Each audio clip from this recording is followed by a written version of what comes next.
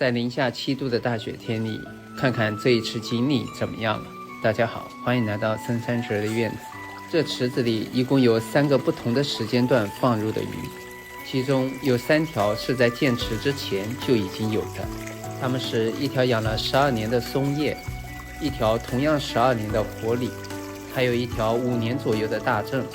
这3条鱼都是之前老塘里边佛系养出来的，基本上没有认真的喂过饲料，能够活到现在完全是靠它们顽强的生命力。第2批鱼来自前年的10到11月份，入池的时候只有25公分左右。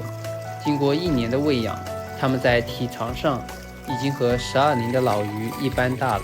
虽然我没有精确的做过测量，不过用刚入池的小鱼做对比，就可以看